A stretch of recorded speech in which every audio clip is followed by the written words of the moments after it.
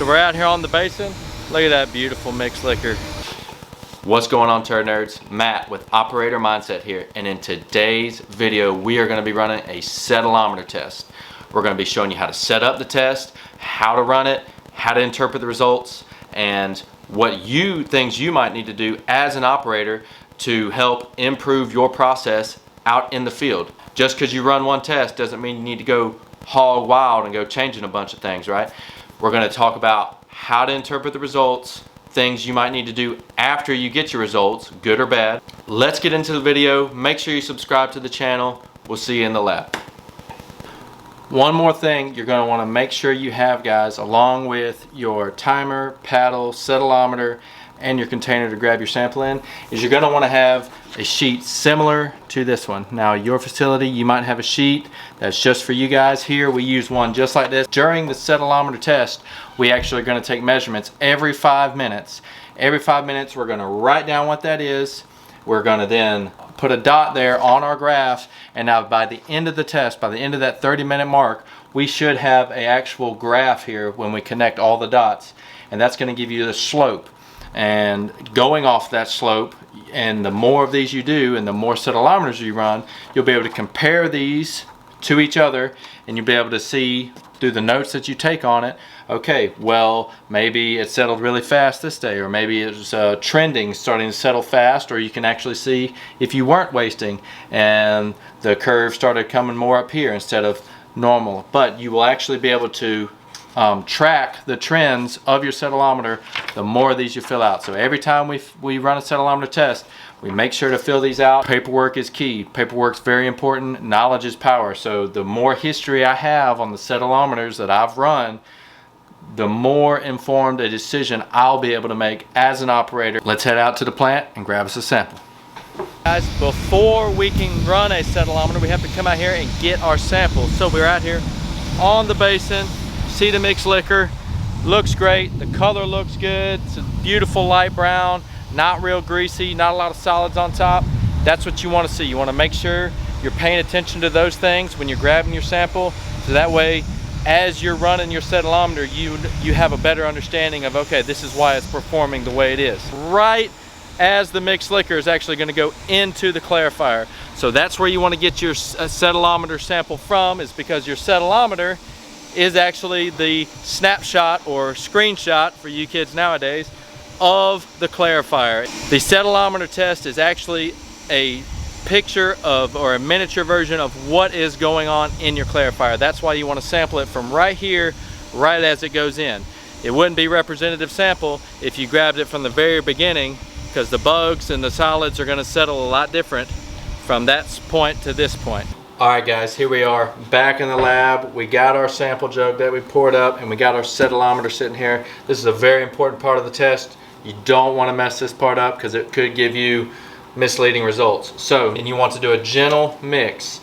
I'm not going to stand here and just violently shake it, because that's going to bust up the flock, and that's going to lead to a very misrepresented settling form. So what we're just doing here is a gentle mix, getting it right back up, and then we're going to pour up all the way to the 1,000 line in our settleometer.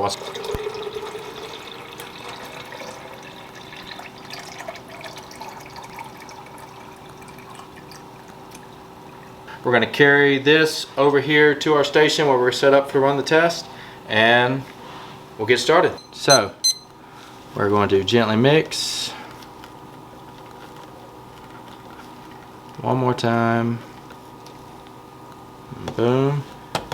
And now that that's mixed, we are going to start our timer. So the timer is going. Set that off to the side.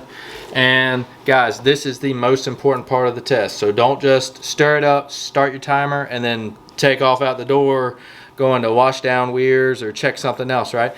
This is the first 5 to 10 minutes is when you as the operator need to be here. You want to watch it. This is where most of the action is going to take place. So when running the settleometer test, what we're looking for is in the first 5 minutes, we want to be below the 800 mark. We usually do that pretty good. Now, if you are not below the 800 mark in the first 5 minutes, that could be an indicator that you might need to increase your wasting, but you want to finish out the test watch it perform, see it all the way through. So what we are looking for, the key things about the Settleometer are below 800 in the first 5 minutes, and then we want to be below 500 in the first 30 minutes. This is a great test any operator can run, and all it takes is 30 minutes of your time. So let's stay here, let's watch how the blanket starts to form, how the flock starts to settle and for these first 5 minutes. Alright, so while that is running, what we're going to do is we're going to go ahead and fill out our paperwork. It still hadn't been completed the first 5 minutes yet. We are right at the 27 minute and 55 seconds. So we're going to go ahead and date our paper. Let's go ahead and turn this around so you guys can see everything I'm doing. Alright, we're going to date our paper, and today's date is,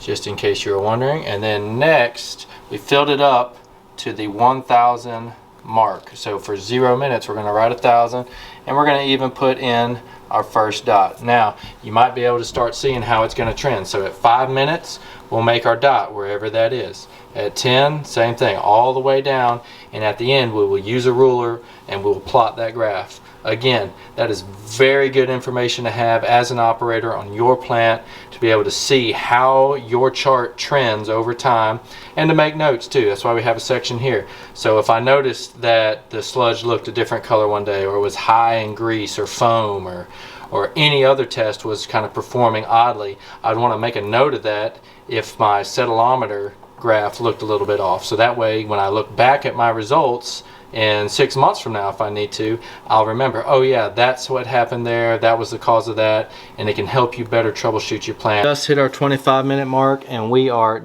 dead on 500. So we're going to write that on our 5-minute mark, and that's okay. Our goal was to be below 8, so we hit 500 in 5 minutes, and that's all right. So right here we settled at 500 in the 5-minute mark. You can see it's been a few minutes, and what we're looking for in this first 5 to 10 minutes, guys, is that even settling going on.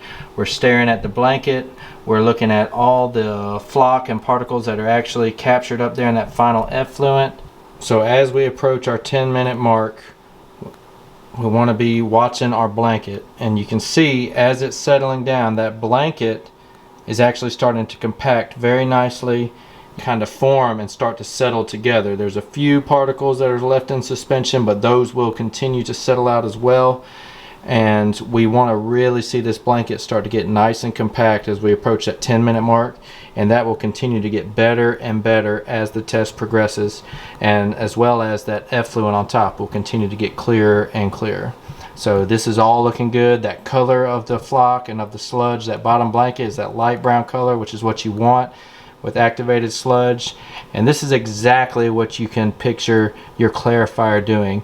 If you had the side view of it and it was clear like this, you actually can see the scum on top of the Settleometer test floated to the surface. You have particles that are still in suspension and beginning to settle, and you have your bottom blanket, which is forming and is constantly building and settling, getting more and more compact. So just wanted to give you a really clear shot of what's going on here. It is settling out. You got some straggler flock still in suspension in our effluent, but it is settling down, and we are right at the 17-minute mark. And what we really want to look at right here is how great that blanket looks. We're going to back up some, but the compaction, it's kind of a light, fluffy flock compaction. It's not feathery. It's a little bit on top there, but it is starting to compact nicely, and that's what you want. That means your solids are actually settling, compressing out. The liquid on top is being pushed up, and that's what you want. That is what's actually the bottom blanket of your clarifier right there. If this was the inside of your clarifier, that's your blanket. That's what you're measuring when you lower your sludge judge down into there, your core sampler, thickness of your blanket. That's what you're measuring right there, is if this was the screenshot of your clarifier. About 10 minutes left, and what this test can greatly improve for you as an operator is you get the screenshot of your clarifier. You immediately have the knowledge of how my solids are settling out. Are they doing what I need them to do right at the end of the process before the final effluent comes into play in that disinfection step? So that's the reason why this test can be so beneficial to you. It takes very little time in comparison to a lot of other things. 30 minutes, really not that bad. This test is a process control test. This is for you as the operator to be able to run your plant as efficiently as possible. What you don't want to do as an operator is take one test, whether it's a settleometer, a microscopic evaluation, and run with those results that you have. You always want to be able to compare multiple tests across the board, and that's the purpose in that process control part of our job, is to look at the process as a whole, and that's how we control what is actually leaving out of here and how we are ensuring that the quality effluent we're putting out meets our permit standard and is acceptable by the state. Always be sure to do your due diligence. Don't just see the results from one test and then automatically assume the worst or go to changing things before you've had time to really set up and check everything else going on in your process. Not just testing wise either. You want to, as an operator, like we mentioned before, when you're out there, look at your mixed liquor. Look at how the aeration looks in the aeration basin itself. What's the color? Is there foam? Yes, know the last time you wasted. Know how much you wasted. Know about your return and how that's performing. All of these things as an operator are going to help you. That sight, that smell, that sound, all of those things, nobody can replace that. You as the operator going out into the field and having all of that information along with the results of the settleometer and with the results of your mixed liquor and with the results of your microscope, that is information that can carry you much, much further than just running one test and running and changing a bunch of stuff. Good process control testing is an operator's best friend, and that's how we as operators ensure that we're going to meet our permit, we're putting out a high quality effluent, and that our bugs or whatever our process is performing the best way possible. There it is.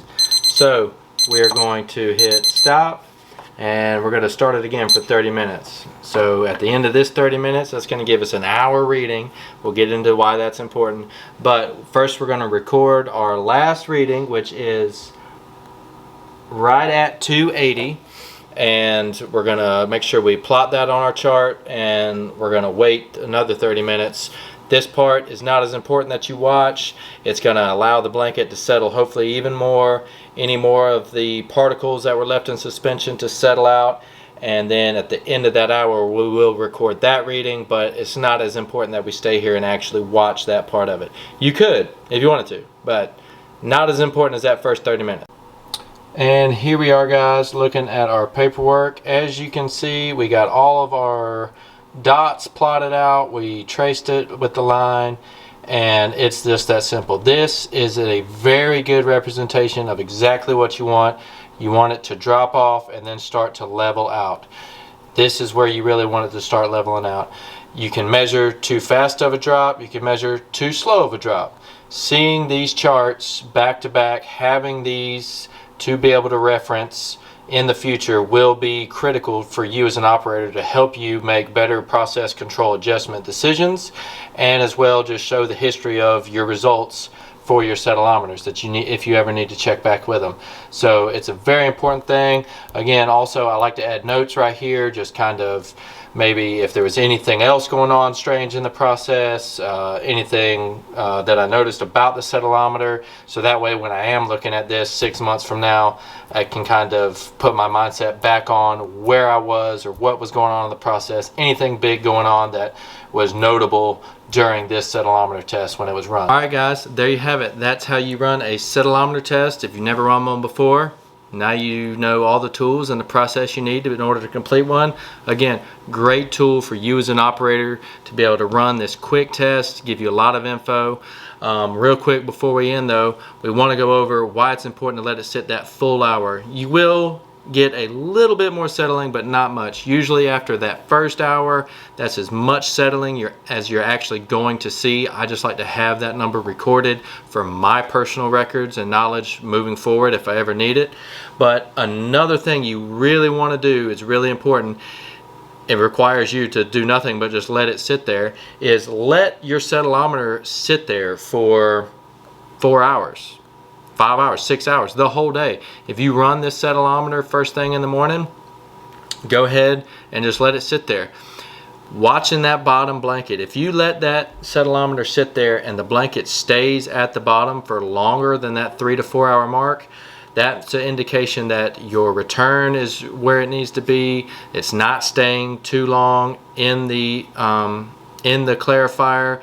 But if the blanket ever implodes and you see that denitrification of your blanket where it rises up to the top, that's not a good sign. That means you are not returning fast enough. So you got your solids, you're being held in there too long without oxygen. They're starting to denitrify, and that could lead to issues as far as your blanket actually out in your process imploding, denitrifying, rising to the top, and then you would have solids leaving out your final effluent, which is not what we want as operators, right? So make sure you let it sit there that 3 to 4 hours. You want it to, the blanket to stay there at the bottom the whole time. So make sure you record all this, you write it down. That's why I said good records keeping, guys. That is key to being a good operator. Because nobody's perfect and nobody can remember everything, right? I try, but I can't, believe it or not. Any adjustments to process that you make sure you write it down, maybe even why you did it, right? That's going to help you later on. So if you enjoyed this video, make sure you like the video and subscribe to the channel, Operator Mindset. We are going over everything wastewater and eventually water for all you water geeks out there. But right now, we are Turd Nerds, living the dream. Be looking out for the next video, and we'll see you then. Turd Nerd out.